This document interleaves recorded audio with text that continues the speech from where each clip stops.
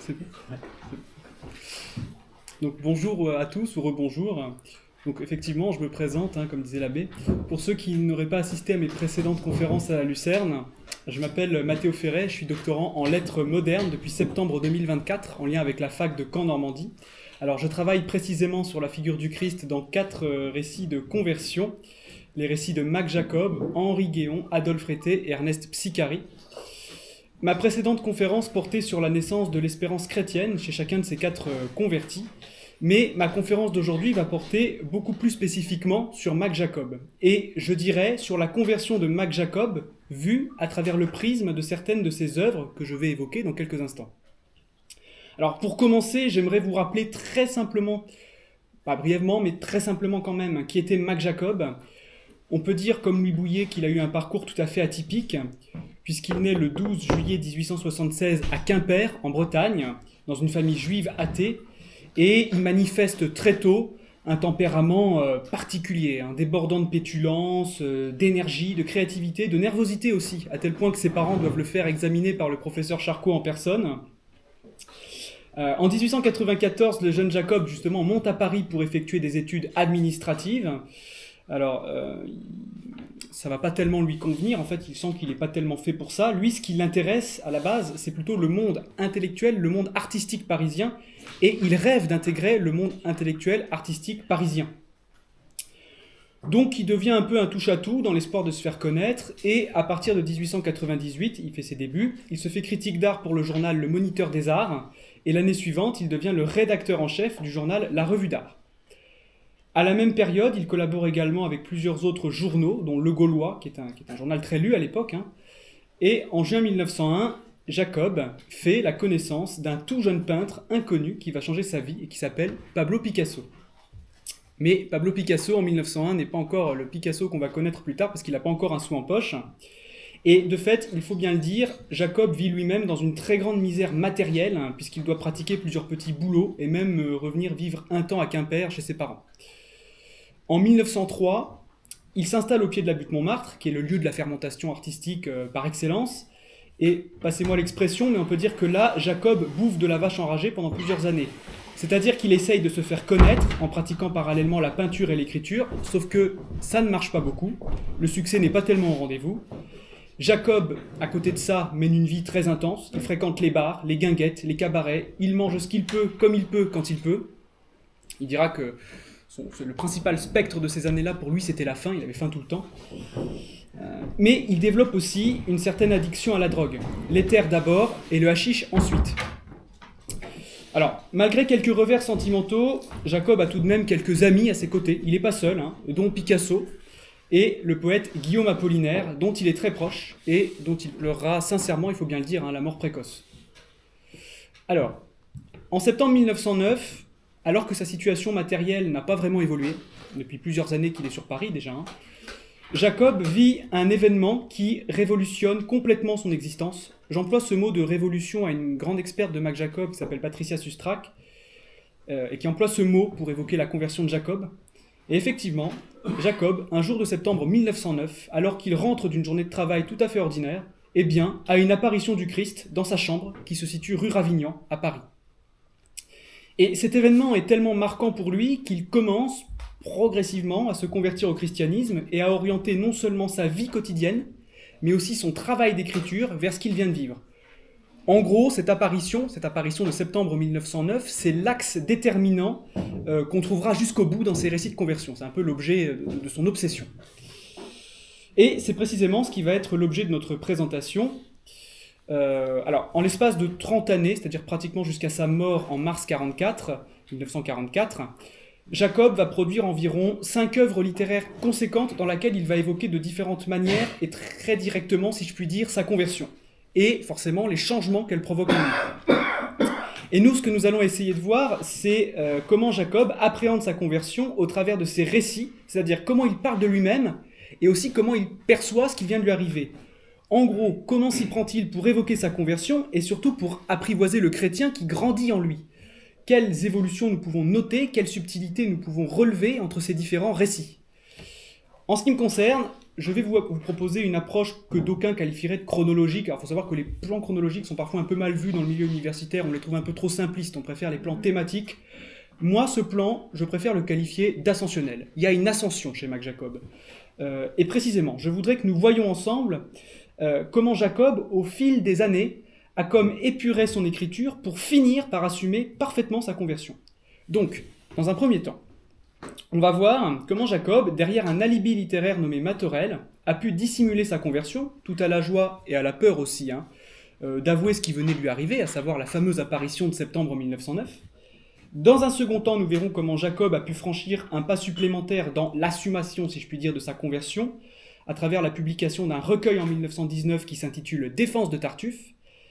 Et enfin, nous verrons tout bonnement comment Jacob, en 1939, a écrit un court texte intitulé « Récit de ma conversion » et comment ce texte, à travers sa brièveté et sa clarté, montre que l'auteur est parvenu au sommet de sa maturité chrétienne, ou quasiment. D'ailleurs, c'est le texte que moi, à titre personnel, j'ai choisi d'étudier dans ma thèse. Vous verrez pourquoi, je vous expliquerai après. Alors, je commence avec ma première partie, que j'intitule « Matorel, un alibi sécurisant ». Alors, contextualisons. Nous sommes en 1909, Mac Jacob a 33 ans, âge prédestiné s'il en est, et il vient de vivre son apparition bouleversante rue Ravignan.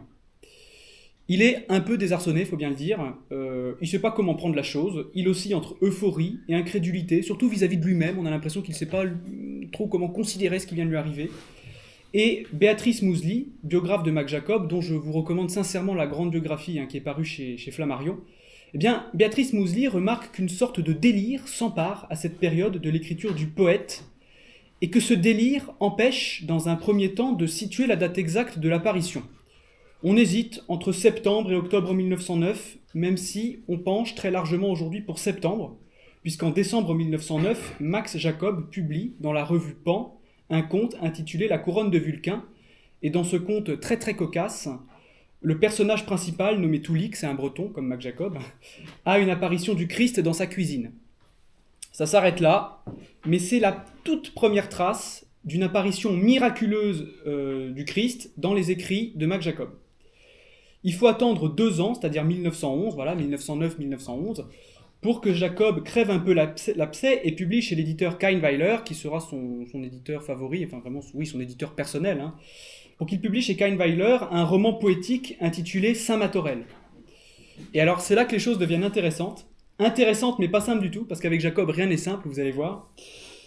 Matorel est un roman complexe, mélangeant une multitude de références chrétiennes, mythologiques, ésotériques, et c'est à un point tel que même un expert comme Antonio Rodriguez avoue qu'il a du mal à s'y retrouver.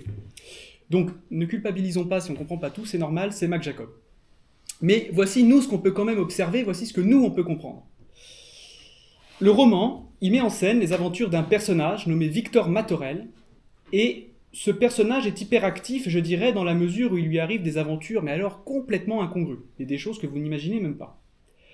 Or, la trame du roman, elle se fonde principalement sur les apparitions surnaturelles dont est gratifié le personnage.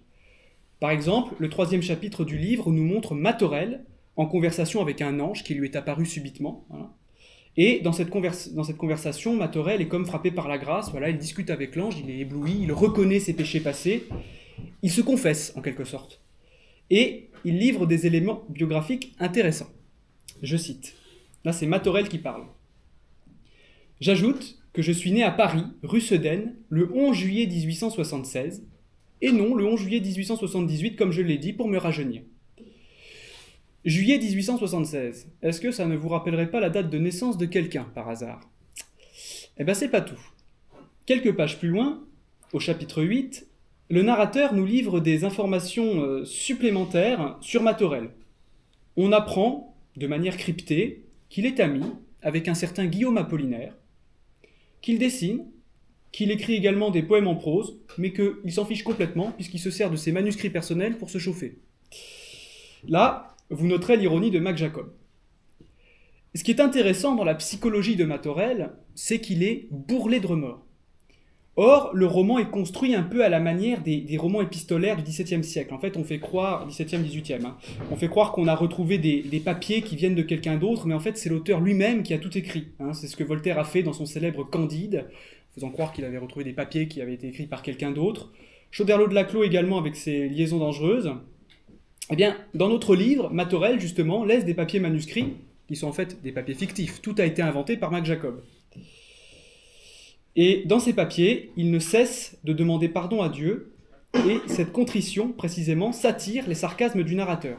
On reviendra sur ce narrateur, vous verrez que c'est intéressant. Ce qu'il faut souligner dans l'immédiat, c'est que dans ces papiers, Matorel mentionne une apparition du Christ qui serait survenue alors qu'il vivait rue Sedaine à Paris. Et alors, cette apparition, elle est vraiment unique en son genre, puisque le Christ serait entré par la fenêtre de sa chambre, avec sa croix, hein, tout sanglant. Le Christ apparaît à Matorel, tout sanglant, là, marque de la passion. Et ce qui est frappant, c'est que loin d'être juste comique ou incongru, ce passage est surtout touchant parce que le Christ fait preuve d'une grande compassion vis-à-vis de Matorel. Hein. Il vient en quelque sorte le rejoindre dans sa misère matérielle, psychique, intime. Il lui parle avec une extrême douceur, une extrême simplicité, comme par exemple lorsqu'il lui dit « Ouvrez la porte, laissez entrer la lumière » ou « Je veux entrer ici me reposer ». Voilà, je rappelle que Matorel, comme Jacob, vit dans une chambre minuscule, complètement minable, hein, et que c'est là que le Christ veut venir se reposer à ses côtés. Or, justement, il faut bien admettre que la vie de Matorel, elle n'est pas facile. Il est tenté par le démon, par la chair, et surtout, le regard qu'on porte sur lui semble quand même peu indulgent. Ce qui semble le prouver, c'est qu'en 1912, Max Jacob publie un nouvel ouvrage intitulé « Les œuvres burlesques et mystiques de frère Matorel mort au couvent de Barcelone ». Désolé pour la longueur du titre, ça paraît juste un an après le Saint Matorel. Et ce nouveau recueil, ce nouvel ouvrage de Max Jacob, prétend compiler tous les textes et poèmes de Victor Matorel. En fait, encore une fois, hein, Jacob a tout écrit lui-même. Et dans ce nouveau livre, l'éditeur, fictif également puisqu'il s'agit toujours de Jacob qui écrit, mais néanmoins on apprend qu'il s'agit toujours du même narrateur que dans le précédent livre, eh bien l'éditeur fictif se livre à des commentaires plutôt désobligeants sur l'œuvre du personnage. Il trouve Matorel naïf, voire idiot. À propos de sa conversion, il parle de folie mystique, et il se trahit lorsqu'il écrit à la toute fin « Victor Matorel est entré au couvent en octobre 1909. Il est mort en odeur de sainteté. J'ai raconté ailleurs ses aventures célestes. Il est curieux de constater que l'entrée en religion de Matorel, précisément, elle concorde chronologiquement avec l'apparition de Mac Jacob. Et que cette renaissance religieuse du personnage intervient au même moment que celle de l'auteur, ou quasiment. Alors, si vous me le permettez, j'aimerais maintenant proposer quelques pistes de réflexion sur ce personnage si curieux. Je pense qu'on peut dire que Jacob, à travers Victor Matorel, essaye de manifester sa propre conversion, puisque nous avons reconnu ça et là des détails biographiques qui correspondent quasiment à la vie de Max Jacob. J'ai parlé de la date de naissance de Matorel, de ses activités artistiques, des personnes qu'il fréquente.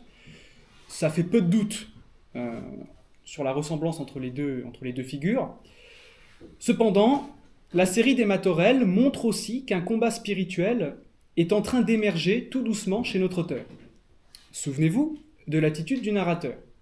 C'est lui qui nous raconte à la base les aventures de Matorel, c'est lui qui les commente, et surtout, c'est lui qui, d'une certaine manière, est censé incarner Jacob proprement dit.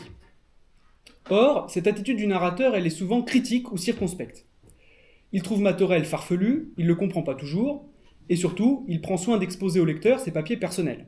Hein, voilà, tous les papiers personnels de Victor Matorel sont comme exposés au grand jour dans ces deux ouvrages qui viennent de paraître. Donc, il y a comme un déshabillage, une dualité, qui nous permettent de supposer que Jacob, par prudence, expose peut-être son propre parcours, en se cachant d'abord derrière le jugement critique d'un narrateur extérieur à Matorel, donc première sécurité, et ensuite derrière Matorel proprement dit, qui, malgré ses points communs avec l'auteur, est tellement différent qu'on peut difficilement supposer qu'il s'agisse de lui, du moins à la première lecture. On peut donc bien parler de Matorel comme d'un alibi sécurisant, et aussi un alibi qui peut tester la réaction du lecteur. En effet, comment va réagir le lecteur ? Est-ce qu'il va se moquer ? Est-ce qu'il va être, moqueur, méprisant ? Ou au contraire, est-ce qu'il va être intéressé par le parcours de ce personnage si atypique ? Ce qu'on peut dire à ce stade de notre réflexion, c'est que Jacob ne fait vraiment rien comme tout le monde. Son écriture, elle lui permet de se tester, de se connaître, et en cela, on peut dire, je résume un peu à grands traits, mais on peut dire quand même qu'il procède un peu différemment des grands auteurs de son siècle. Je rappelle que nous sommes là en 1912, que le premier volume de La Recherche du temps perdu de Proust va paraître l'année suivante, et que vous avez toute une génération d'auteurs qui vont transposer leur histoire personnelle à travers des doubles fictifs, donc Proust bien sûr dans sa recherche, Céline aussi dans Voyage au bout de la nuit, et pas que, avec Bardamu puis avec Ferdinand. Eh bien, Jacob, il procède un peu différemment, puisqu'il se fait en quelque sorte le juge et l'observateur de son propre double à l'échelle de la fiction. En fait, il n'a pas encore atteint l'unité du converti qui s'assume. Il y a comme un dédoublement qu'il doit dépasser. Et j'irais même plus loin que ça, c'est pas seulement un dédoublement, c'est quasiment un ménage à trois entre l'auteur, le narrateur, dont on ne sait pas trop s'il a à voir avec l'auteur ou non, et le personnage proprement dit, qui a des liens de ressemblance effectivement avec Jacob, mais qui a quand même aussi beaucoup de différences. Ce qu'on pourrait ajouter, c'est que, étant ainsi dissimulé par Matorel, étant ainsi caché par lui, Jacob peut laisser libre cours à l'expression de ses rêves.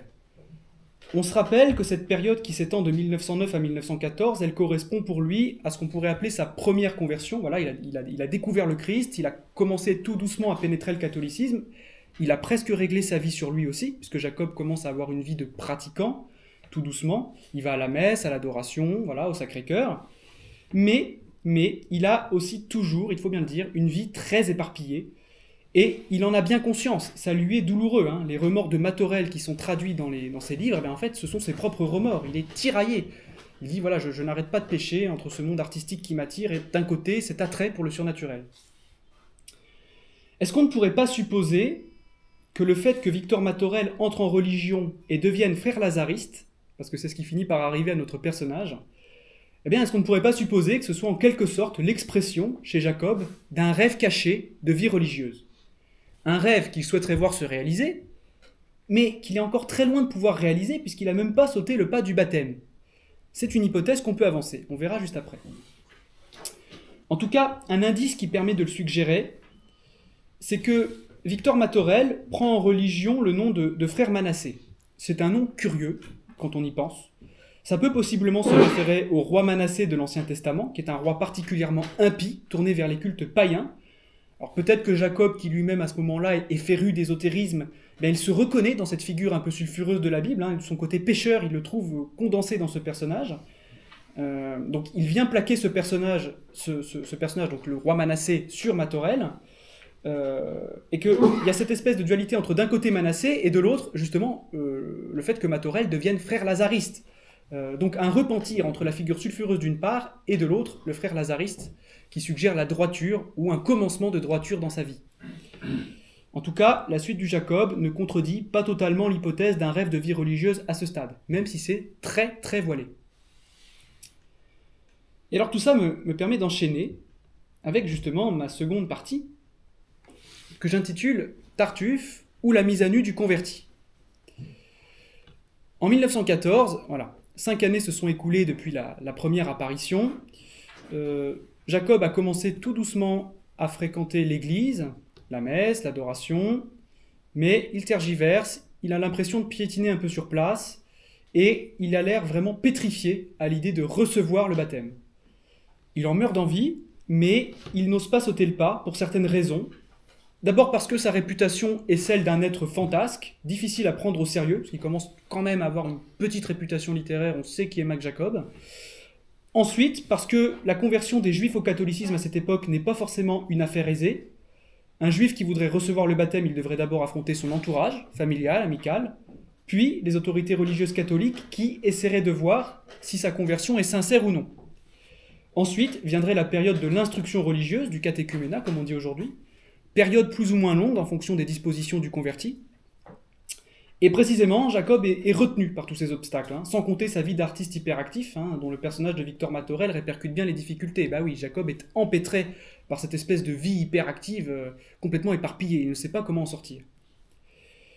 Et c'est sans compter le fait que sa conversion prend pour point de départ une apparition. Et les apparitions, elles sont souvent difficiles à croire. Quand vous les racontez à quelqu'un d'autre, voilà, vous passez pour un fou, on vous regarde avec des yeux ronds. Et quelque part, cette difficulté à être crue, on l'a entrevue déjà avec la Libye Matorel. Pourtant, contre toute attente, c'est une nouvelle apparition qui va orienter la suite du parcours spirituel de Jacob. En décembre 1914, alors qu'il ne s'y attend pas, mais alors pas du tout, le Christ lui apparaît dans un cinéma parisien. Et alors là, Jacob est tellement bouleversé par cette deuxième apparition que, ça y est, il prend les choses en main et il demande le baptême au couvent Notre-Dame de Sion à Paris.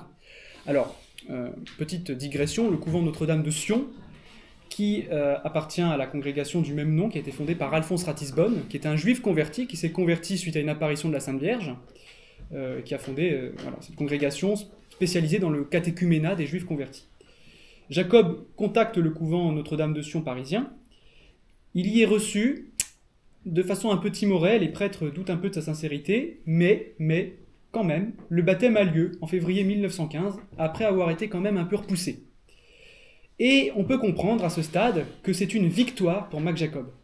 Il a franchi une grande étape dans sa vie spirituelle, et tout nous pousse à penser que cette étape, enfin, elle le réconcilie un peu avec lui-même. C'est-à-dire que Jacob est heureux d'être officiellement devenu chrétien.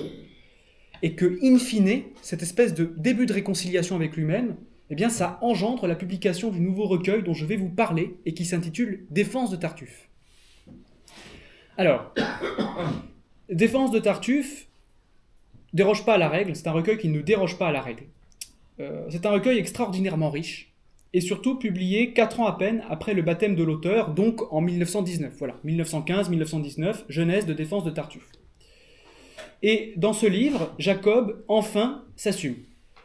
Il ne met plus en scène les aventures d'un personnage extérieur à lui, ce qu'il faisait avec Matorel, mais il commence à parler à la première personne, c'est-à-dire « je ». Et il semble à ce moment-là que le sujet principal du recueil, ce soit une forme de lutte intérieure, ou en tout cas d'interrogation existentielle du converti, par rapport à l'authenticité de sa conversion. Vous avez en quelque sorte un basculement. On se souvient que tout à l'heure, Jacob, il s'amusait un peu à déshabiller Matorel, voilà, à mettre ses papiers personnels au grand jour. Et bien maintenant, c'est lui, Jacob, qui se met à nu et qui soumet ses écrits à l'examen du lecteur. Et alors, la petite antithèse qui introduit la première partie du livre, elle donne le ton.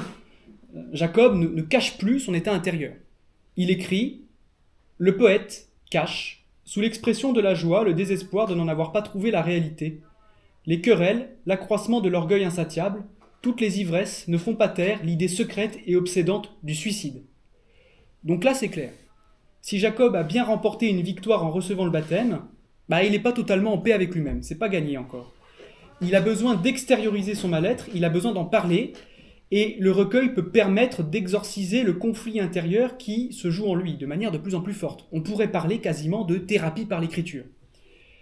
Le premier signe, c'est que Jacob, déjà, ne dissimule plus ce qui lui est arrivé en 1909. On pourrait même dire qu'il explose, littéralement, au point qu'il intitule la deuxième partie de Défense de Tartuffe, de son nouveau livre, il l'intitule « La Révélation ». Et alors, dans cette partie, semble se trouver 2 versions de la même apparition, puisqu'il est d'abord question de l'apparition sur le mur, et ensuite de la fameuse apparition du Christ qui passe par la fenêtre. Souvenez-vous, c'était l'apparition qu'on trouvait décrite dans les papiers personnels de Victor Matorel.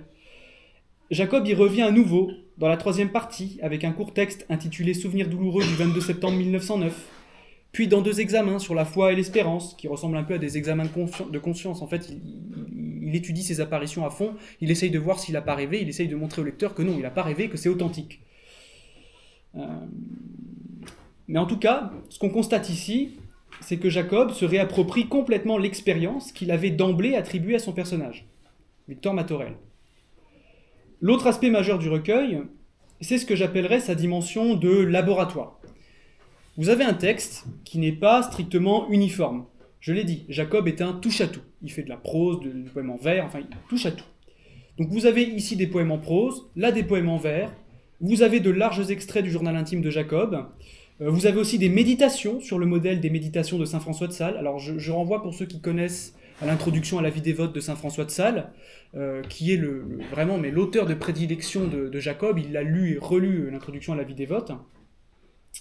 Et donc finalement, avec cette espèce de multiplicité dans le recueil, eh bien on peut dire que Jacob s'analyse sous toutes les coutures.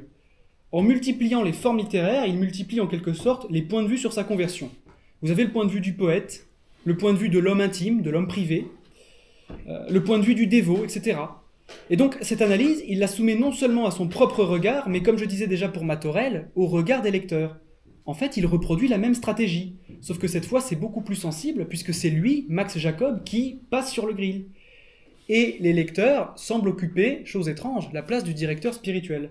Alors là, c'est un renversement qui est typiquement jacobien, à une époque où les convertis, avant d'écrire leur conversion, se prévalent surtout de l'avis de leur directeur spirituel. C'est le lecteur spirituel qui peut donner ou non le feu vert à son dirigé. Dire, voilà, tu peux écrire ta conversion ou pas. C'est ce qui s'est passé pour Psycharie. C'est ce qui s'est passé aussi pour Maritain. Le père Clérissac n'a pas voulu que Maritain écrive sa conversion. Eh bien, lui, Jacob, il passe outre. Et il va demander en quelque sorte l'avis du lecteur. Donc en fait, ce qui est amusant, c'est qu'à la base, les lecteurs sont là pour être convertis, pour être convaincus, sauf qu'avec Jacob, ils sont plus là pour en fait, juger de l'authenticité de la conversion. Ils ont un rôle à jouer dans ce texte.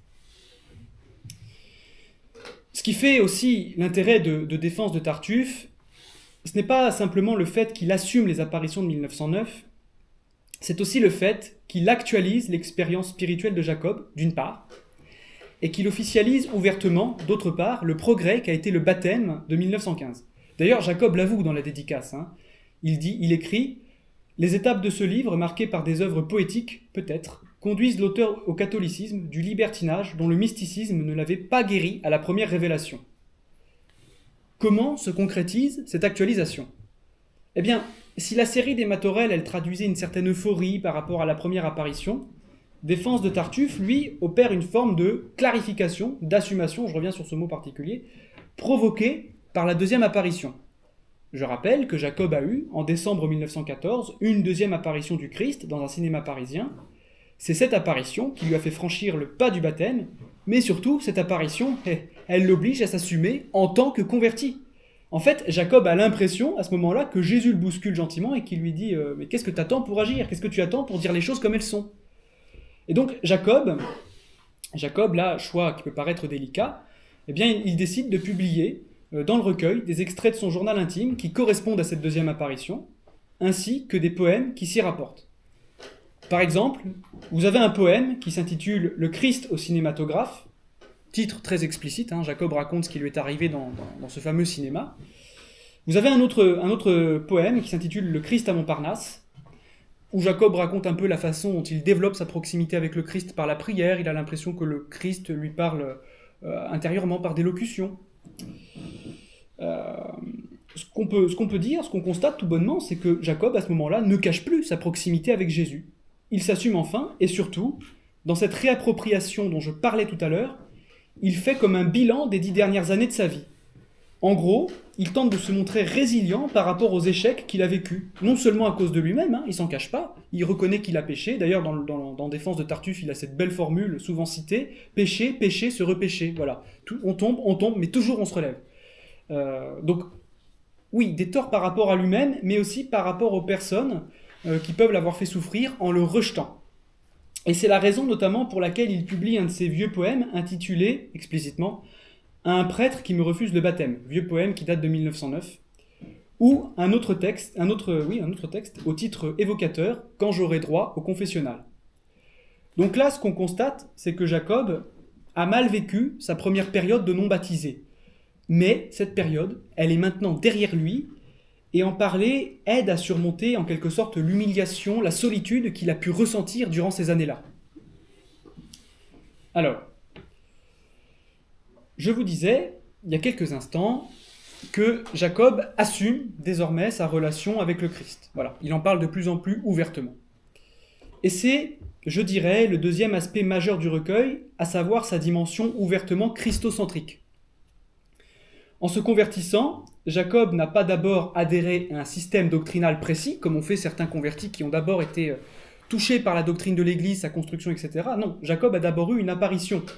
Donc on peut dire qu'en se convertissant, Jacob a surtout à la base rencontré une personne. Et cette personne, c'est le Christ. Jacob est tombé follement amoureux de cette personne, mais leur relation, elle est quand même marquée par l'alternance entre la ferveur et la sécheresse. Grossièrement, Défense de Tartuffe n'est pas uniquement le recueil de la conversion, il est aussi celui de la quête de l'aimer. Cette expression, ça m'a un peu amusé, mais cette expression, elle m'est venue spontanément, voilà, alors que j'écrivais la conférence, que j'y réfléchissais un peu, et c'était peut-être inconscient, puisque je me suis rappelé qu'en 1919, au moment où il publie Défense de Tartuffe, eh bien, Jacob est en train de traduire un texte de l'écrivain mystique Raymond Lull, mort au XIVe siècle, et ce texte que Jacob est en train de traduire s'intitule « Le livre de l'ami et de l'aimé ». Alors, on ne sait pas s'il en a été spécialement influencé, c'est fort possible, mais toujours est-il que Jacob lui-même, tel que Défense de Tartuffe nous le donne à voir, eh bien, il est en train de progresser tout doucement dans la contemplation amoureuse de son Rédempteur. On a déjà évoqué quelques poèmes tout à l'heure, mais là où ça devient vraiment omniprésent, c'est dans l'intégralité de la 4e partie, où Jacob se livre à un riche ensemble de méditations sur la vie de Jésus, son incarnation, sa nativité, son agonie, etc. Donc méditations qui sont inspirées du modèle de saint François de Sales, dans son introduction à la vie dévote. Et dans cette 4e partie, Jacob déborde littéralement d'amour pour le Christ. Vraiment littéralement. Je cite un fragment dans lequel Jacob s'adresse au Christ mort. « Oh, si je pouvais te rendre à la vie, bien-aimé. Tu es encore plus beau qu'auparavant, chéri, et je ne voudrais jamais te quitter. J'aime à sentir ton corps dans mes bras, mais je sais que je te retrouverai vivant. Je voudrais partir avec toi et qu'on m'enterre ici, dans cette grotte, tout de suite, à côté de toi. » Plus loin, il ajoute « Hélas, je n'ai jamais senti l'amour que j'ai pour toi que depuis que tu es mort. Je suis amoureux de ton cadavre et je vois combien je t'aimais sans le savoir. » Donc non seulement Jacob semble en dialogue continu avec le Christ, mais le corps aussi, la chair, elle tient une place très importante dans la relation, un peu à l'image d'un couple terrestre. Plus globalement, le recueil adopte cet aspect ascensionnel où, crescendo, l'auteur monte en contemplation amoureuse vers le Christ. Ce qui est peut-être finalement un reflet de son parcours existentiel. Voilà, petit à petit, on se convertit, on se débarrasse du vieil homme. Mais en tout cas, cette partie des méditations, elle vient clore le recueil un peu comme une grande déclaration d'amour. Le lecteur qui lit ça est frappé par l'amour que l'auteur porte au Christ. Alors vraiment, le problème avec Défense de Tartuffe, c'est qu'on pourrait parler de ce livre pendant des heures, et voire même des jours. J'abrège volontairement pour introduire quelques nuances. C'est que si Défense de Tartuffe officialise la conversion, il officialise aussi le combat spirituel de l'auteur. L'auteur souffre, d'abord parce qu'il pêche toujours, et ensuite parce que le Christ ne se montre pas toujours. Voilà, il y a une alternance entre ferveur et sécheresse. En plus de ça, le recueil contient des interrogations existentielles. Jacob se demande ce qu'il va faire de sa vie. Par exemple, dans le texte « Choix d'une vie », titre explicite une fois de plus, il s'interroge. Quelle vie sera la mienne ? Ai-je la vocation ecclésiastique ou monastique ? Dois-je rester dans le monde ? Dois-je prêcher avec ou sans appareil ? Je n'ai pas la vocation monastique, car l'absence absolue du monde me rend maussade, méchant et pécheur. Je n'ai pas la vocation ecclésiastique parce que, littérateur dans l'âme, je verrai les confessions d'un œil qui est celui d'un bon artiste, non celui d'un bon prêtre, d'ailleurs indigne de l'être. Que faire dans le monde ? Eh oui, que faire dans le monde ? Jacob est un peu perdu. Et la conclusion du recueil, intitulée « Défense de Tartuffe » ou « Portrait de l'auteur en martyr », passage vital s'il en est, montre qu'il a d'abord besoin d'être cru par les autres pour s'accepter lui-même. Et c'est précisément là que le bât blesse. Alors, pour ceux peut-être parmi vous qui auraient entendu ma dernière conférence, j'expliquais que Jacob, en se convertissant, s'était mis dans une situation très délicate, puisqu'il s'était brouillé avec sa mère. Voilà, sa mère était furieuse, ses cousins le prenaient pour un fou, voire même pour un malade, et ses amis le prennent gentiment pour un farfelu. Voilà, donc le paysage pour Jacob à ce moment-là n'est pas rose. D'où le titre « Défense de Tartuffe ». Certains se sont dit « Mais comment Max veut-il qu'on le prenne au sérieux avec un titre pareil ?» Bah oui, si vous vous qualifiez de Tartuffe, comment voulez-vous qu'on prenne votre conversion au sérieux ? Ben justement, peut-être que Jacob, par ce titre, il essayait d'anticiper les moqueries, et d'ailleurs c'est ce qu'il explique à la fin du recueil. Il dit que, quelle que soit l'attitude d'un chrétien, qu'il soit trop intransigeant ou trop tolérant, on trouve toujours le moyen de le traiter de Tartuffe. Et ça l'agace vraiment. Donc on voit qu'il y a, chez Jacob, ce souci du regard de l'autre. Jacob, il se défend d'y prêter la moindre attention, mais on sent quand même que ça le blesse et qu'il a besoin de clarifier les choses une bonne fois pour toutes. C'est pas pour rien que dans le titre de ce petit chapitre, il se qualifie de martyr. Je rappelle le titre, Défense de Tartuffe ou portrait de l'auteur en martyr. C'est clair, l'auteur s'apparente à un martyr. Et le martyr, c'est celui qui est victime du regard de l'autre, qui est crucifié par le regard de l'autre et qui, parfois, le paye de sa vie. On peut dire, par son argumentaire final, qu'il essaye de neutraliser le regard du lecteur. Mais on a un peu l'impression qu'il échoue, puisque sa conclusion est la suivante, je cite « Mais qu'ajouter de plus ? Tartuffe est un Tartuffe, et ce mot-là dit tout. Ça montre qu'il y a peut-être une souffrance, une dévalorisation latente chez Jacob. Jacob a besoin de surmonter ça, et Défense de Tartuffe, à ce stade, ne parvient pas à apaiser sa détresse. Seul le temps et la maturité chrétienne y parviendront. Autrement dit, pour Jacob, le plus lourd est à venir, et Défense de Tartuffe n'a pas permis de dépasser toutes les peurs. » Ça me permet d'enchaîner avec la troisième partie de ma présentation, que j'intitule peut-être de manière un peu plus optimiste « La maturité du converti ». Quelque part, le semi-échec de Défense de Tartuffe, qui est un semi-échec existentiel, il nous interroge. Est-ce que l'écriture seule peut guérir la souffrance ? Ou est-ce qu'il faudrait y joindre une forme d'action, de changement de vie ? Tout montre que Jacob, vers 1919-1920, arrive dans une impasse. Il ne supporte plus l'agitation parisienne, ça l'insupporte, donc il saute le pas, et il va s'installer à Saint-Benoît-sur-Loire, en avril 21, où il sera hébergé tout près d'un monastère bénédictin. Alors, sans insister trop sur les recueils jacobiens qui paraissent à cette époque, parce que leurs thèmes ne sont pas exclusivement relatifs à la conversion, donc ça aurait été vraiment très très très très long d'en parler, je dirais que ces recueils traduisent malgré tout ses principaux combats intérieurs. Dans le laboratoire central, par exemple, qui paraît en 1921, on sent que Jacob souffre de quitter Paris, mais que c'est une question de survie. Dans Vision infernale, qui paraît 3 ans plus tard, en 1924, le moral de l'auteur semble très mauvais, puisque la question du mal l'obsède, l'envahit de plus en plus. Il a l'impression d'être un démon et de pécher sans arrêt. Quand vous ouvrez ce recueil, voilà, vous avez vraiment des apparitions infernales. Enfin, Jacob est vraiment hanté par le mal qu'il a l'impression de faire, le mal qu'il a l'impression de voir aussi autour de lui. Donc il est vraiment dans une phase existentielle très ardue. Et pour bien faire, 1925 est une année horrible. Jacob est en train de plonger sur le plan artistique. Il est en train de passer dans l'arrière-garde, dans le rang de l'arrière-garde, et il en a bien conscience. C'est très dur pour lui. Donc, il se lasse progressivement de l'écriture. Voilà. Il se détourne de l'écriture. Il se tourne vers la peinture parce qu'il y trouve plus d'épanouissement, plus de sérénité. Sur le plan personnel, il souffre énormément de son homosexualité. Ça a toujours été une constituante de sa personnalité, mais là, ça semble exploser littéralement. Jacob doit faire un choix radical entre son amour pour le Christ et son amour pour les jeunes hommes, dont Maurice Sacks et Pierre Coll, qui sont ses grandes passions des années 20. Et c'est très dur pour lui. Vraiment, c'est très très dur. Ça compromet lourdement sa pratique religieuse. Voilà, dans sa correspondance à l'époque, il raconte comment, étant tiraillé par ses attirances et par sa foi aussi, comment il recommence à avoir des idées noires, à penser au suicide. Il raconte aussi comment des prêtres refusent de lui donner l'absolution en sachant la vie un peu en bâton de chaise qui mène. Enfin bon, c'est très très dur pour lui. Et en plus de ça, Jacob étant ce qu'il est, il tient pas en place. Il est arrivé à Saint-Benoît-sur-Loire, mais très vite il ressent le besoin de revenir à Paris. Après, il a besoin de voyager, donc il va revenir à Quimper. Il passe l'année 1928 à Quimper chez ses parents. Il revient à Paris encore. Et globalement, sa relation avec Saint-Benoît-sur-Loire, ça reste quand même fuis-moi, je te suis, suis-moi, je te fuis. Voilà. Donc il faut attendre longtemps, il faut attendre mai 1936 pour qu'il se fixe définitivement à Saint-Benoît-sur-Loire et qu'il commence pratiquement à y mener une vie d'oblat. À ce moment-là, en cette année 1936 où Jacob se fixe à Saint-Benoît, il est brisé. Il a 60 ans, on peut dire qu'il est passé à la meule, qu'il a été criblé comme le froment, sa correspondance en témoigne. Donc pour lui, c'est terminé. Il est bien décidé à vouer sa vie à Dieu, et à son ami René Villard, il dit « J'ai ici, à Saint-Benoît-sur-Loire, une petite vie érémitique.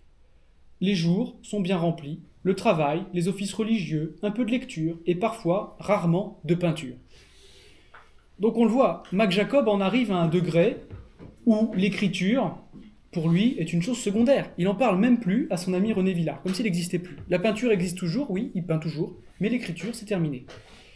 En fait, son épanouissement religieux passe avant tout par la contemplation, et non plus tellement par la création artistique. Pourquoi ? Parce que le monde artistique, à ce moment-là, n'a plus rien à lui offrir, il sait qu'il est passé dans le rang de l'arrière-garde, et même le monde tout court lui semble de plus en plus hostile, de plus en plus étroit. Il faut imaginer le climat très tendu des années 30 en Europe, la montée du nazisme en Allemagne, tout ça. Jacob, il n'est pas dupe. En tant que juif, il est conscient de tout ça, il le voit dans la presse, ça le déprime. Et il va trouver une sécurité morale à Saint-Benoît-sur-Loire, un cocon protecteur. Ce cocon protecteur qu'il fuyait à la base un peu par esprit dissipé, eh bien il va y revenir pour se protéger de ce monde extérieur qui devient si menaçant. Et c'est dans ce contexte qu'il va rédiger le dernier récit de sa conversion à l'été 1939. Alors, contrairement à ses précédents écrits de converti, Jacob, cette fois, ne prend plus la plume de lui-même, mais répond à une demande, celle de l'abbé Fouché, qui lui réclame le récit de sa conversion. Donc, Jacob obéit, mais il met aussi les choses au clair. Avec son récit, il fournit une lettre à l'abbé dans laquelle il lui explique deux choses. Premièrement, qu'il n'a pas tout écrit de sa main, mais qu'il a dicté une bonne partie du texte à son ami Paul Frisot. Donc, ce qu'on peut deviner, c'est que Jacob, à ce moment-là, n'a pas forcément envie, ni même la volonté de reprendre la plume. D'ailleurs, il parle de paresse, d'un travail sans cesse repoussé, ça vraiment, c'est quelque chose qui lui déplaît fortement. Donc, il ne s'embête pas, il confie la tâche à son ami Paul Frisot. Deuxièmement, dans cette lettre à l'abbé Fouché, Jacob explique que lui et Paul Frisot, dans ce texte, ont complètement fait l'impasse sur les effets de style. Le texte se veut le plus simple, le plus clair possible. Et donc, Jacob écrit le 22 juin 1939 dans sa fameuse lettre « J'ai peur que vous ne soyez très déçus par l'allure trop calme et sans doute diffuse et sèche du véridique récit si inclus. N'ayez pas peur de le modifier, d'y ajouter des réflexions édifiantes, de supprimer ce qui vous semble vulgaire ou malséant. Je n'ai aucun amour-propre d'auteur. » Là, on est loin du Jacob qui écrivait de longues méditations religieuses en défense de Tartuffe, du Jacob qui sortait de lui-même presque. Là, Jacob semble abdiquer sa liberté d'auteur au profit du bon vouloir de l'abbé Fouché. Quand il lui dit « je n'ai aucun amour-propre d'auteur », c'est un peu comme s'il lui disait « si tu veux ajouter des choses, vas-y, mais moi maintenant je m'en fiche complètement, ça m'est égal ». Et, de fait, le texte est relativement court par rapport aux centaines de pages des précédents recueils. Là, on atteint seulement 7 pages, il est question aussi de 10 pages dactylographiées, mais attention, 7 pages d'une concision totale. Jacob n'éparpille plus les faits, il n'alterne plus les styles, mais il narre chronologiquement, dans une prose limpide, tous les événements de sa conversion. Et alors, ce qui est intéressant dans ce récit, c'est que Jacob, cette fois, va beaucoup plus loin. Il remonte à son enfance quimpéroise, il essaye de retrouver dans son enfance quimpéroise ses premières traces de catholicisme, ce qu'il n'avait pas spécialement fait avant. Voilà. Il raconte comment, bien qu'ayant grandi dans une famille juive athée complètement indifférente à la religion, il a pu voir en tant que spectateur extérieur des processions, des événements religieux catholiques, qu'on retrouvait à cette époque très fréquemment en Bretagne. Donc Jacob revient sur toutes ces choses, il les interroge, il dit oui, peut-être qu'après tout, il y aurait peut-être dès cette époque les traces d'un appel. Et c'est seulement après avoir fait cette espèce de rétrospective de son enfance qu'il revient à l'apparition de 1909, puis à toutes les désillusions qui ont suivi. Et alors là, il raconte précisément comment il n'a pas été cru par un prêtre de son quartier quand il lui a raconté l'apparition. Voilà, le prêtre l'a regardé de haut, il raconte ça. Il raconte aussi comment ensuite il n'a pas osé demander le baptême, comment il a été freiné par le regard des autres, comment aussi il a tenté de se renseigner en lisant des livres. Alors, livres de toute nature. Jacob raconte qu'après avoir eu son apparition en 1909, il était tellement perdu qu'il essayait de se renseigner. Alors, il lisait la Kabbale, le Coran, la Torah, la Bible aussi forcément, et qu'il essayait de trouver des explications religieuses, mais c'était pas convaincant. Donc, il y avait cette espèce de syncrétisme de tout qui venait se mêler en lui et qu'on a retrouvé aussi dans son écriture un peu. Il raconte aussi comment il a pu demander conseil à des personnes extérieures, en l'occurrence des laïcs, qui n'ont pas forcément été d'un conseil très avisé, en lui disant « mais non, les apparitions, c'est forcément mauvais, méfie-toi, la mystique, etc., c'est pas bon. » Et Jacob a été un peu influencé par ça aussi. Il raconte aussi comment des dames de sa connaissance lui ont prêté l'introduction à la vie dévote de saint François de Sales, et comment ce recueil a été un déclic, comment il dit « mais j'ai dévoré ce livre, à tel point que je l'ai tellement dévoré et redévoré qu'à la fin, le livre, il en restait plus rien, quoi. » Voilà, Jacob décrit cela, mais il le décrit de manière très, très claire. Il n'y a plus de digression, c'est terminé. Et enfin, Jacob décrit les circonstances qui le poussent à demander le baptême. Donc là, il y vient beaucoup plus clairement que dans Défense de Tartuffe.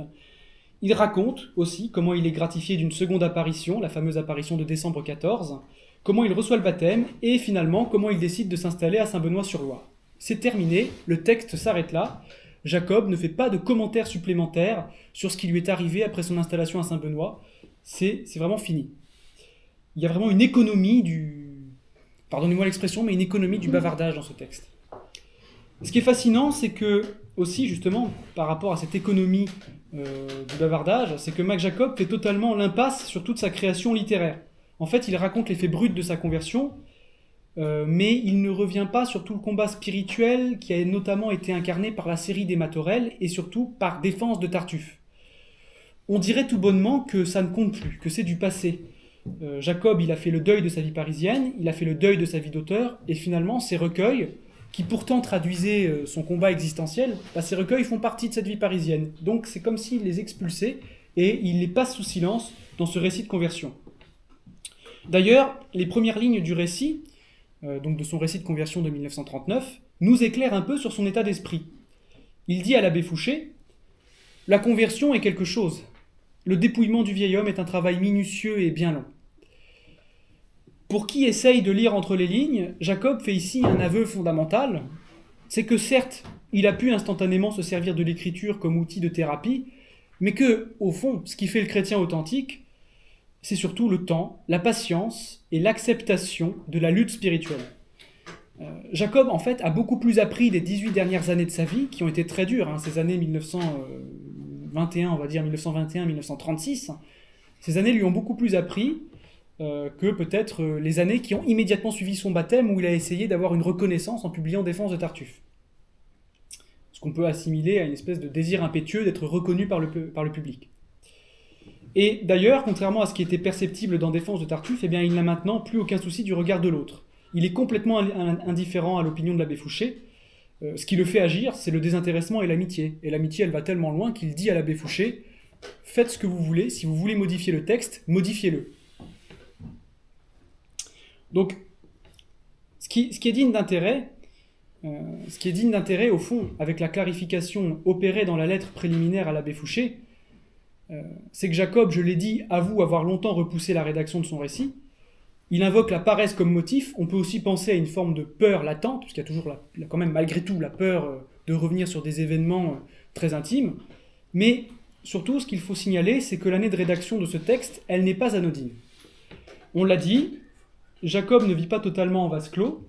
Il est conscient de ce qui se passe à l'étranger. En septembre 1938, la crise des Sudètes a éclaté. Des rumeurs de guerre ont commencé à se propager. Et au début de l'année 1939, Béatrice Mouzely, sa biographe, nous apprend que Max Jacob a rédigé son testament. Voilà. En juin, il termine la rédaction de son dernier récit de conversion, et en septembre, la guerre éclate avec l'Allemagne. D'où notre interrogation. Jacob aurait-il pressenti sa mort, et aurait-il voulu laisser, à travers ce court récit, un testament spirituel ? Il est possible que l'auteur ait voulu clarifier sa vie, non seulement par charité pour son correspondant, pour l'abbé Fouché, mais aussi, quelque part, un peu pour lui-même et pour ceux qui viendront, c'est-à-dire nous, lecteurs futurs. À la fin de son récit, chose un peu étrange, Jacob insiste sur l'importance de la vie paroissiale. Il écrit « Les prières en commun, les échanges de menus services exercent la charité, font connaître la vie humaine, ses circonstances, ses devoirs, ses plaisirs permis. On ne saurait trop engager les chrétiens à donner de l'importance à la vie paroissiale. » Voilà. Donc Jacob raconte sa conversion de manière très brute, et à la fin, il dit ça, comme une espèce de leçon. Ce qu'on peut deviner, là, c'est que Jacob s'insère dans une communauté. Jacob s'insère dans cette communauté, et surtout, il semble pressentir l'importance de cette communauté, à savoir la paroisse de Saint-Benoît-sur-Loire, importance de cette communauté dans les épreuves, en particulier celle qui est en train d'arriver à très grands pas, et qu'il pressent, et qui est la guerre.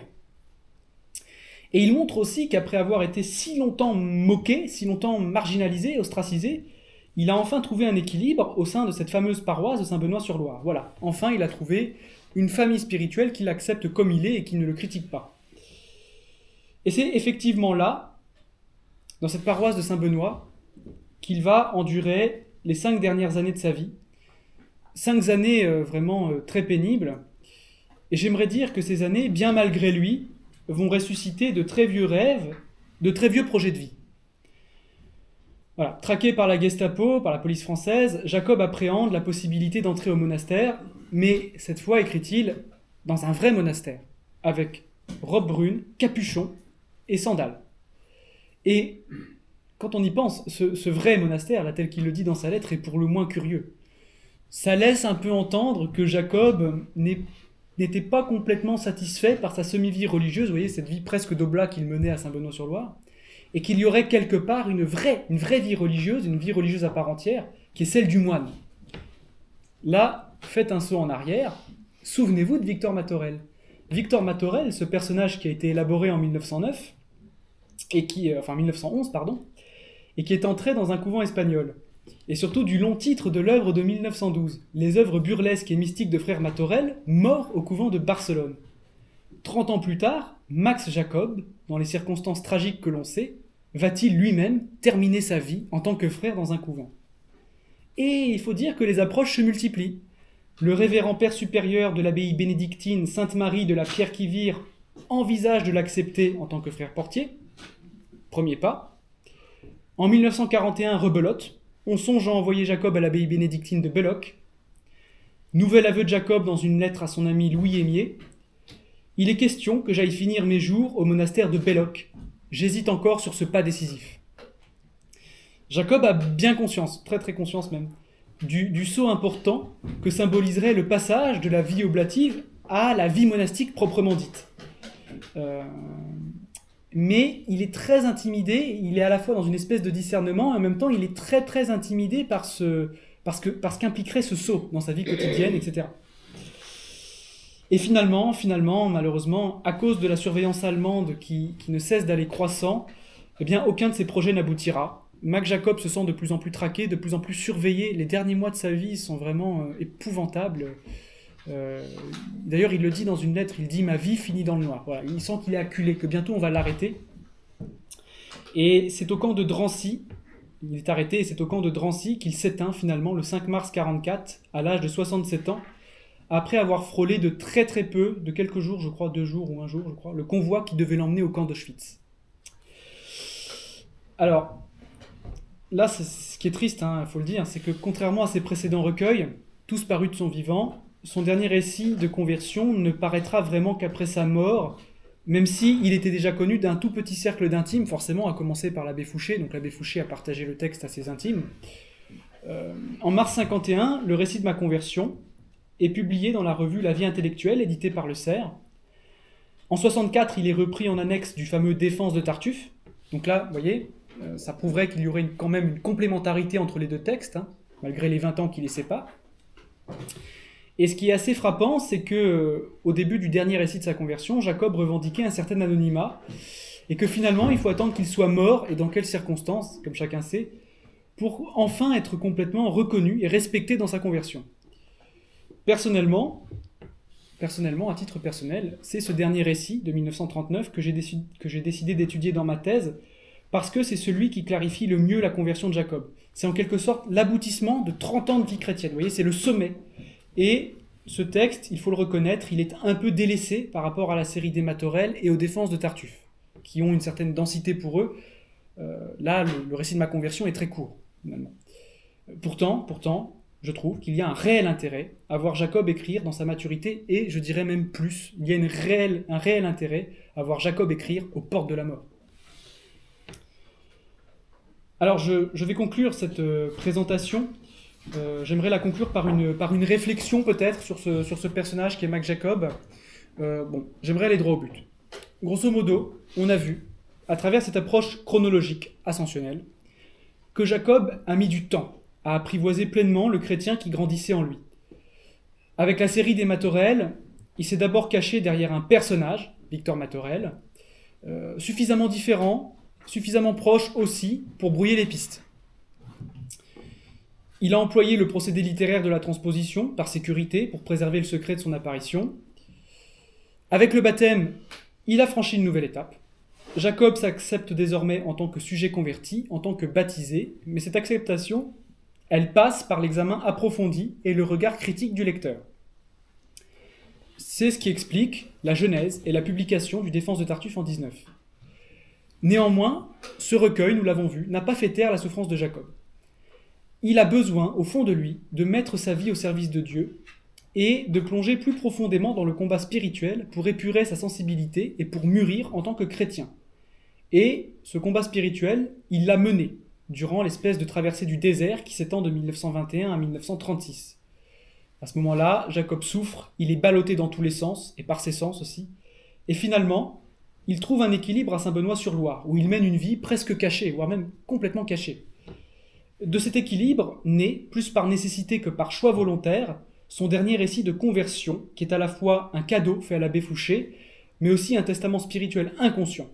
Jacob a enfin clarifié sa vie, pour nous, pour les générations futures, ne l'oublions pas, c'est un texte qui est de tout intérêt. Il a surmonté ses peurs, et malheureusement aussi, il se prépare à la mort. Quelque part, il le sait. Donc, c'est une espèce d'ascension douloureuse vers un calvaire qu'il ignore encore. Et c'est ici que j'aimerais introduire une petite réflexion. On a vu que la vie n'a pas forcément été tendre avec Mac Jacob. Il a eu une vie d'artiste précaire, mal reconnu de son vivant, gentiment méprisé par ses amis. Il a été un chrétien très tourmenté. Il y a très peu de, quand vous regardez la vie de Mac Jacob, il y a très peu de phases chronologiques où vous pouvez dire effectivement à telle période il était complètement en paix. C'est beaucoup plus difficile que ça. Et précisément, finalement, c'est quand il aurait dû trouver la paix enfin à Saint-Benoît-sur-Loire, donc à partir de 1936, que la botte nazie est venue le rattraper. Et d'ailleurs, Jacob n'est pas dupe. Le 10 janvier 1944, 3 mois avant de mourir, il a cette phrase sinistre lorsqu'on lui apprend que ses œuvres poétiques complètes vont être publiées. On parle d'éditer mes poésies complètes. Oui, le couronnement de la tombe, quoi. Jacob sait qu'il va mourir. Et précisément, malgré les nombreuses études qui ont pu paraître à son sujet, parce que Mac Jacob a quand même été, indépendamment de sa conversion, un poète, un peintre, un écrivain aussi très prolifique, le chrétien Mac Jacob est souvent omis ou diminué dans la recherche, on le passe un peu sous silence. On en parle peu, et pourtant, c'est une figure majeure de la conversion au début du XXe siècle. Et ça, je le dis, il serait vraiment bon de le rappeler. Dans ma précédente conférence, c'était d'ailleurs paradoxalement l'un des axes d'introduction de ma précédente conférence, je disais que quand on parle de la conversion au début du XXe siècle, spontanément, on pense plutôt à des grandes figures comme Blois, Huysmans, Claudel, etc. C'est des noms qui s'imposent à nous. Je disais aussi que c'était un peu les grands arbres qui cachaient la forêt des convertis. Ce qui fait la force de ces auteurs, à la base, c'est la singularité de leur style, le fait que tout en étant soumis à l'Église, ils ont aussi pu s'affirmer de manière très forte. Rappelez-vous Léon Bloy. Léon Bloy n'a jamais abdiqué son franc-parler, pour le meilleur comme pour le pire. C'est ce qui a fait sa force et son originalité. Eh bien, Jacob s'insère parmi ces grands noms. Parce que, comme je disais tout à l'heure, il n'a rien fait comme tout le monde. Il n'y a pas jusqu'à ses récits de conversion qui ait porté l'empreinte de son originalité. Le fait de transposer, de multiplier les styles, les genres, de prendre le lecteur à témoin, de lui demander si, lui, il y croit. Il n'y a pas tellement d'auteurs convertis, et pourtant Dieu sait qu'il y en a eu au début du XXe, Frédéric Gugelot en recense environ 130, plus de 130 même. Il n'y a pas tellement d'auteurs convertis qui aient atteint une telle liberté créative et une telle hauteur d'imagination après leur conversion. Pourquoi ? Chez Jacob, pas pour décorer, pas pour se rendre intéressant, mais surtout pour s'examiner soi-même à travers le prisme de la création littéraire. La création littéraire a toujours été un peu son laboratoire, son miroir de réflexion. Et finalement, il n'y a que Jacob pour avoir été aussi prolifique et insaisissable en la matière. C'est un peu un ovni, si vous voulez. Il est et il demeure inclassable. En même temps, Jacob nous montre, ça c'est je pense une leçon qu'on peut retenir aussi, c'est que par-delà l'écriture, il y a quelque chose de supérieur. Je parle exclusivement peut-être en tant que chrétien. Cette chose supérieure, c'est la contemplation de Dieu. Jacob, peu à peu, a apprivoisé la contemplation, le silence, et la sobriété de son dernier récit porte l'empreinte d'un homme qui ne ressent plus nécessairement le besoin de se répandre au dehors, mais au contraire un homme qui a compris que son trésor est au fond de lui-même, est au fond de son cœur. Ce trésor, c'est le Christ. Et ce trésor le suivra jusqu'au bout. Pour vous donner une idée, au médecin de Drancy qui le soignait alors qu'il était agonisant, Jacob a parlé du Christ comme de la grande passion de sa vie. Voilà, je pense que ces derniers mots de Jacob, j'ai donné ma vie à cette passion, ce sont des mots qui disent tout, et je n'ajoute rien de plus. Je vous remercie.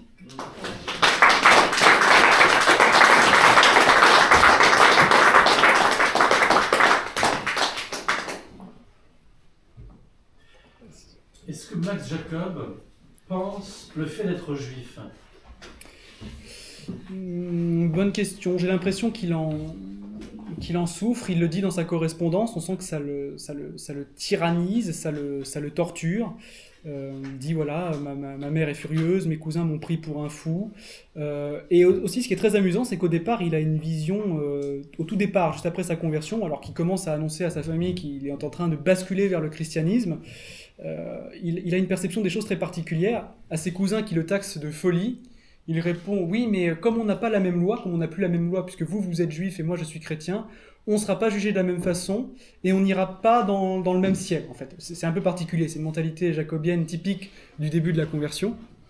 Et finalement, ce que ça peut suggérer, c'est que Jacob procède à une certaine dissociation entre son judaïsme, le judaïsme qui est revendiqué par ses cousins, et son christianisme naissant. Voilà, quand il dit voilà, maintenant je suis converti, donc on n'a plus la même loi, on n'ira pas dans le même ciel, ça laisse supposer que oui, il y a une barrière. Je n'ai pas l'impression, en le lisant, qu'il envisage tout sous l'angle d'une continuité totale, une espèce d'herméneutique de la continuité entre le judaïsme et le catholicisme, le christianisme. Chez Jacob, je parlerai plutôt de dissociation. Et en fait, plus le temps passe, plus Jacob s'épure, en fait, en quelque sorte, il monte vers le catholicisme, plus la question lui... comment dire ? Il ne va plus s'exprimer qu'en tant que catholique. Et la question du judaïsme va revenir à la fin de sa vie, finalement, puisque même s'il a quelque part un peu laissé la question en suspens, il se reconnaît comme juif. Il ne dit pas, voilà, je n'ai plus rien à voir avec ces gens-là. Au contraire, il sait qu'il est menacé, et il voit ses frères et sœurs se faire rafler les uns après les autres. Donc quelque part, vers la fin, il y a cette espèce de retour.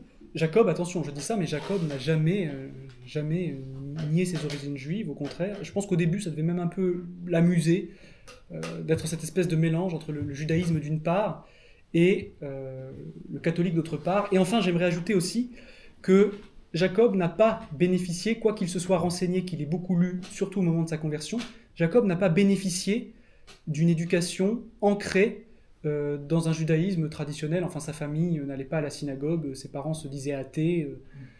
Jacob n'a pas d'éducation dans le judaïsme. Donc il ne peut pas dire ça coule dans mes veines, la tradition juive est ancrée en moi. Non. Et d'ailleurs, il le reproche un peu à ses cousins d'une certaine manière. Enfin, il leur reproche, c'est sous-jacent.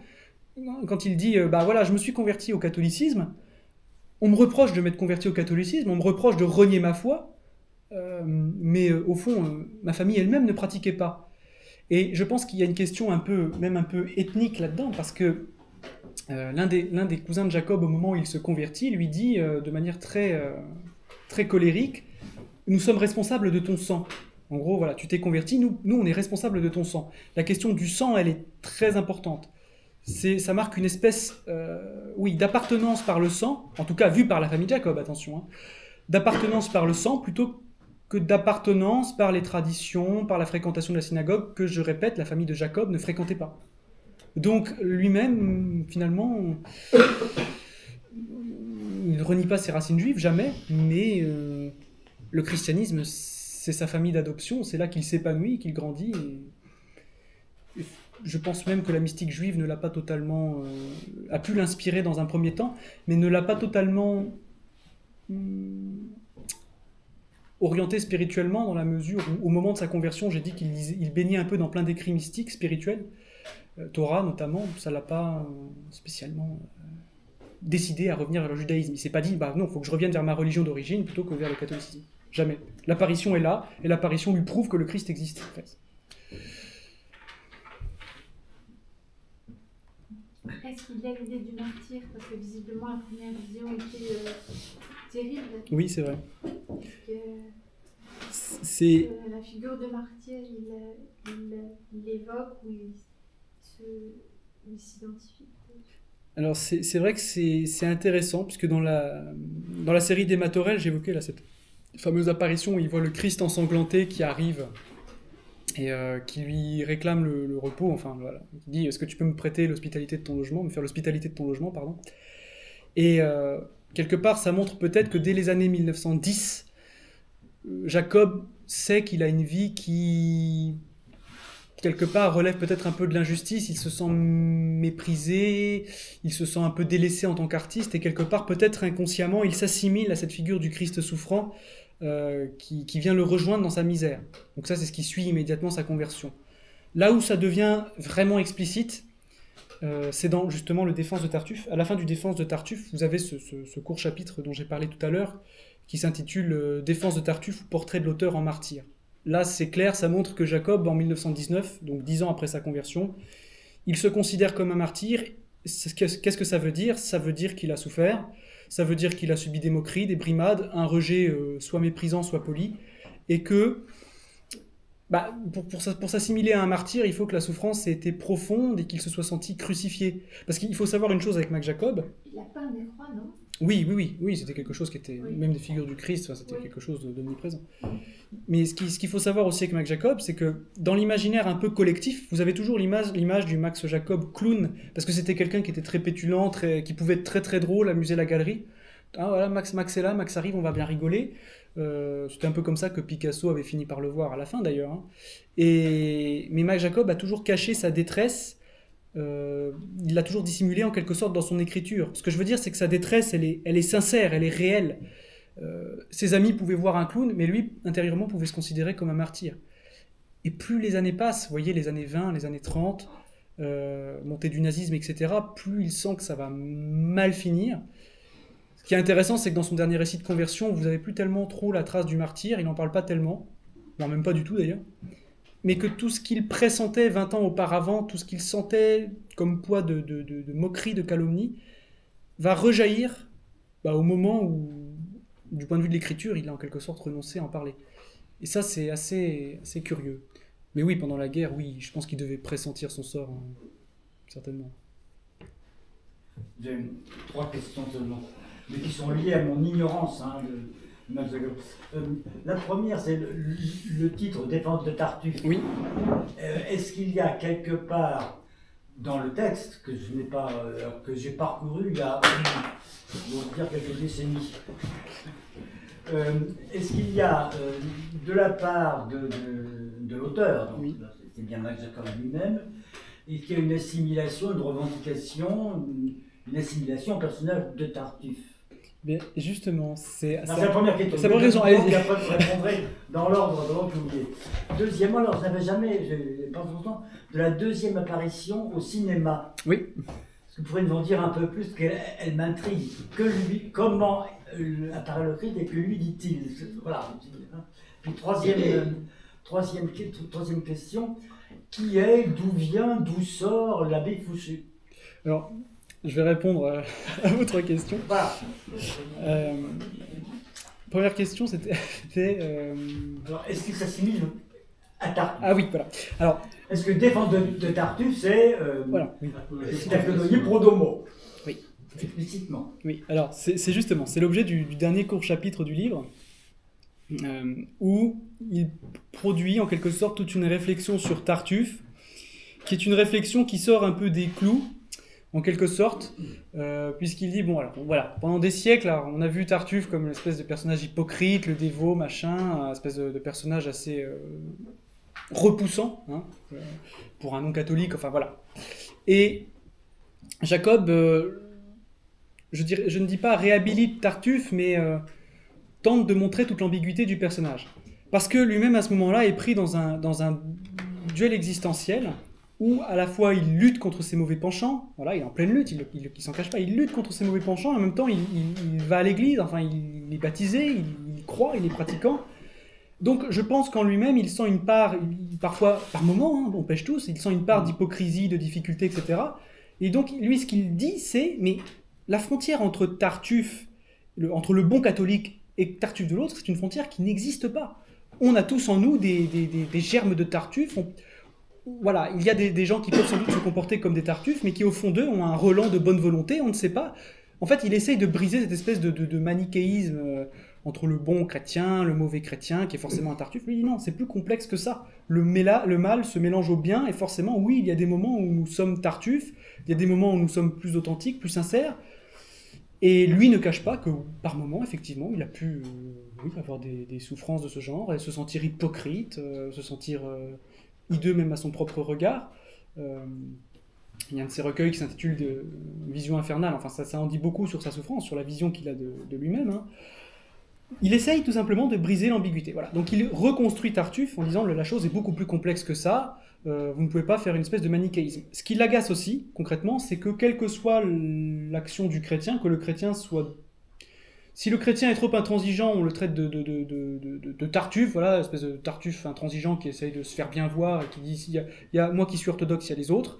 Si le chrétien est trop intransigeant, trop ouvert au monde, on dit bon c'est un mou, il est compromis avec le monde, c'est un Tartuffe qui essaye de se faire bien voir du monde. Ce que dit Jacob, c'est que l'accusation de tartufferie, elle se mord la queue en fait, que c'est stupide, tout simplement, et que quelque part aussi, c'est un aveu de reconnaissance. Il dit oui, moi-même, j'ai pu être un Tartuffe à certains moments. C'est peut-être même Tartuffe en ce moment qui vous parle. Toute ambiguïté du personnage jacobien qui se révèle. Et la deuxième question que vous posiez... C'est l'apparition au cinéma. C'est ça, apparition au cinéma. Alors l'apparition au cinéma a lieu en décembre 1914. Alors, je pense que chronologiquement, la Providence ne fait rien au hasard. Jacob est en train de traîner depuis 5 ans, n'osant pas franchir le pas du baptême, et il a donc cette fameuse apparition. Alors je crois qu'il avait déjà commencé un peu l'instruction religieuse, il avait commencé à tâter le terrain, mais c'était très, très hésitant, quoi, très marqué par la souffrance et par la peur. Et donc Jacob va au cinéma, parce qu'il fréquentait le cinéma, il aimait bien aller au cinéma, et puis alors là, sur l'écran, il voit le Christ qui lui apparaît. Et littéralement, je crois que le Christ est entouré d'enfants dans l'apparition qu'il a. Et il est complètement ébloui, il regarde autour de lui, il dit mais personne ne voit sur l'écran le Christ qui est là, qui m'est apparu. Les gens regardent le film, ils ne voient pas ce que Jacob est en train de voir, et il faut voir, Jacob a raconté ça dans son journal intime, mais ça le met dans une transe, enfin une joie mais complètement débordante. Il ressort du cinéma, il est frappé par la beauté du regard du Christ, par la façon dont le Christ le regarde, et surtout, et ça rejoint ce que nous disions un peu tout à l'heure, c'est qu'il dit mais c'est fou, parce qu'il est venu me rejoindre dans un cinéma, dans un lieu commun, pas dans une église, pas dans un couvent, il est venu me rejoindre ici, c'est là qu'il est venu me chercher, comme s'il n'y avait pas de préjugés dans le regard du Christ, il vient nous chercher, nous en sommes. Enfin lui c'est comme ça en gros qu'il l'interprète. Et il dit aussi dans son journal intime qu'il y a toute une série de signes qui précéderaient l'apparition. Alors je ne pourrais pas vous dire ça en détail, mais il dit le matin avant de partir au cinéma, avant de faire ma journée, l'enfant de ma concierge m'a fait un sourire et je ne sais plus quoi. Enfin il dit c'était frappant, c'était magnifique, ça m'a frappé, c'était comme un présage de ce qui allait se produire. Et effectivement, voilà, il y a cette apparition. Et là, Jacob comprend qu'il ne peut plus traîner des pieds, quoi. C'est impossible. Et surtout, ce qui le frappe, c'est le fait d'avoir été, une fois de plus, rejoint dans un lieu si familier.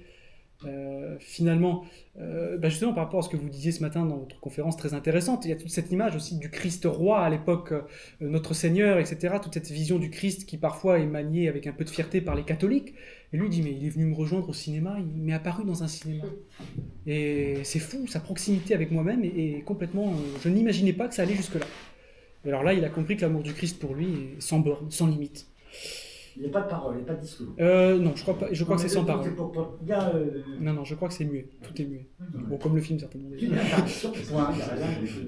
L'abbé Fouché. Quel cinéma? L'abbé Fouché. C'est Marc Robin, l'abbé Fouché. Marc Robin, l'abbé Fouché, non? Je ne crois pas. Alors l'abbé Fouché, je feuilletais le Quarto Gallimard dans lequel sont contenus tous les écrits de Max Jacob et il est question de l'abbé Fouché. Non, l'abbé qui s'est occupé de Marthe Robin, c'était l'abbé Finet. C'est l'abbé Finet. Non, l'abbé Fouché, écoutez, peu d'informations sur l'abbé Fouché. Fait certainement partie, forcément, oui, des prêtres qui fréquentent Mac Jacob à cette époque.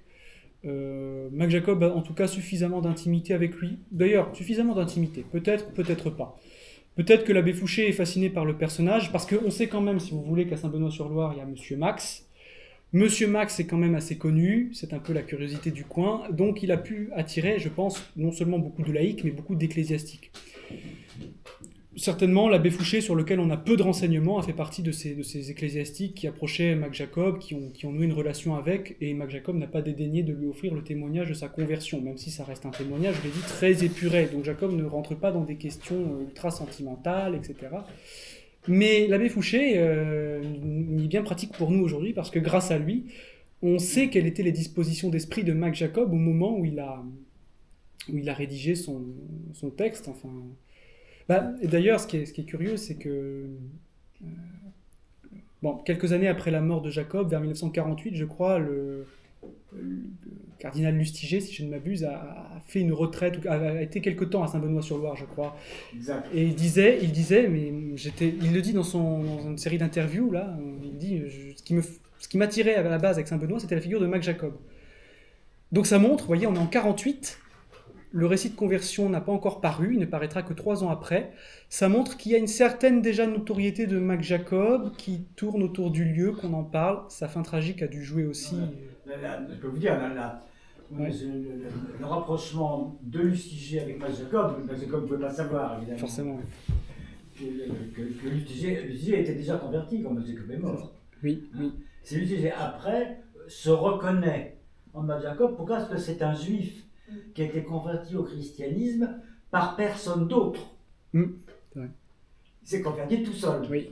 Alors dans son cas, il y a une et même des apparitions. Dans le cas de Bouillet, de Lustiger, c'est la lecture de la Bible, de l'introduction de second. Mais voilà, il y a une affinité. C'est l'histoire d'un petit juif qui devient chrétien sans qu'aucun chrétien ait fait quoi que ce soit pour ça. Tout à fait. C'est ça qui a fasciné Lustiger. Oui. Et quelque part, ça montre qu'il y a une notoriété de Mac Jacob déjà, mais peut-être plus autour de Saint-Benoît, je ne sais pas.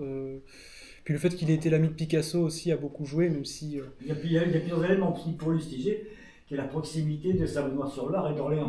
Oui, c'est vrai, aussi. C'est vrai. Voilà. Enfin, le plus puissant, à mon avis, c'est l'idée de ce petit juif converti sans qu'aucun chrétien intervienne. Oui.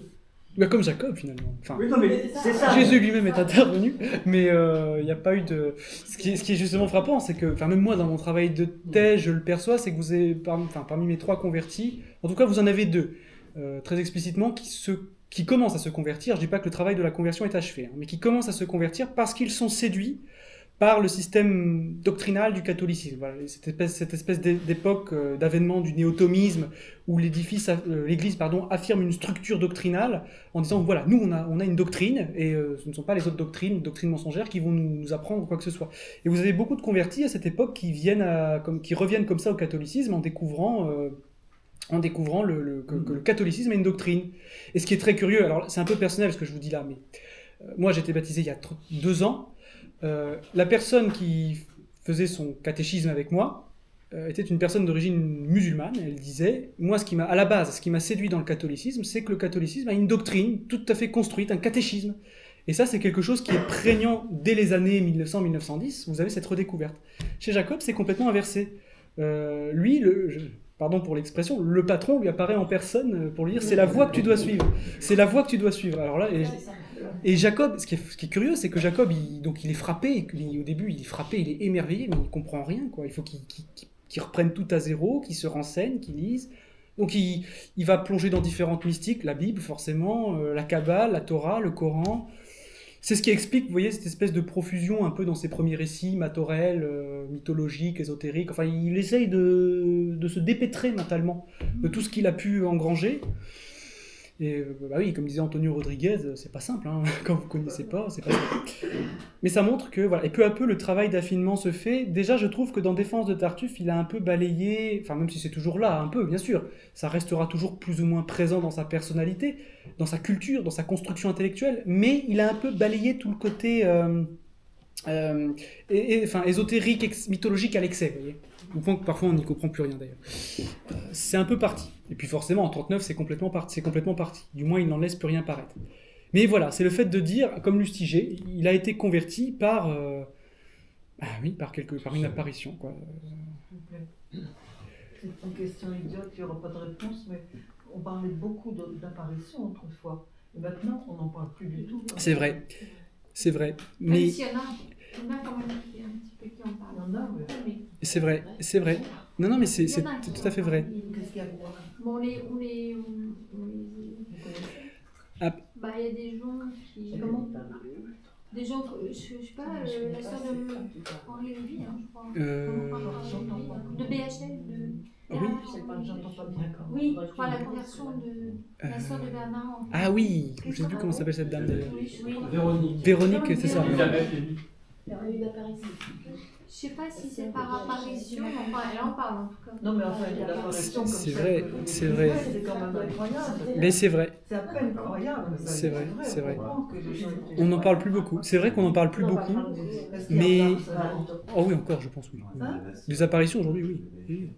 Mais ce qu'il faut savoir aussi, c'est que il faut pas imaginer que parce que les anciens étaient plus forcément plus pratiquants, plus croyants que nous par culture, par formation, faut pas s'imaginer qu'il y avait une espèce de mysticisme surexalté. Paradoxalement, c'est aussi une époque où les prêtres, et d'ailleurs c'est ce que Blois s'en plaint, Huysmans s'en plaint, dit les prêtres sont extrêmement méfiants par rapport à la mystique. C'est une époque où, attention, la mystique, pas touche. Vous avez des apparitions, soyez très très prudentes, jetez de l'eau bénite, faites attention que ce soit pas Satan. Moi ça me fait rigoler parce que ça me rappelle toujours l'histoire du père Marie-Eugène de l'Enfant Jésus, si je ne m'abuse. Enfin, l'abbé Valençon confirmera, mais si je ne m'abuse, le père Marie-Eugène, au début, n'avait pas le droit de lire Saint Jean de la Croix, je crois, ou on avait voulu lui interdire de lire Saint Jean de la Croix, parce que c'était trop mystique, et donc, mais lui, il ne trouvait sa nourriture que dans Saint Jean de la Croix. Quelque part, ça montre qu'il y a à l'époque une prudence extrême de l'Église par rapport aux apparitions. Voilà, l'Église est extrêmement prudente, on passe par le confesseur qui dit... on verra plus tard. Vous voyez si ça persiste. C'est en partie défensif. Oui. Face à l'incrédulité Oui. du positivisme scientiste, tout ce qui est surnaturel dans le catégorie est suspect. Oui. Et dans ce cas-là, le clergé a tendance à dire ne mettons pas l'accent là-dessus, Oui. ne mettons pas ça en vedette, parce Oui. qu'on va se faire encore taper dessus. Oui, tout à fait, tout à fait. Oui, c'est vrai. Il trouve une explication Oui. pour calmer les ardeurs des bénéficiaires d'apparition et autres phénomènes de sélection naturelle. Oui. C'est peut-être le diable. Oui, c'est ça. Donc, C'est ça. une double Oui, explication c'est ça. pour disqualifier ce genre de... C'est aussi le phénomène de Lourdes. Hein Bah oui. C'est exactement le phénomène de Lourdes. Parce qu'il y a- Parce qu'à Lourdes, on refuse tous les ans de reconnaître les miracles. Il y a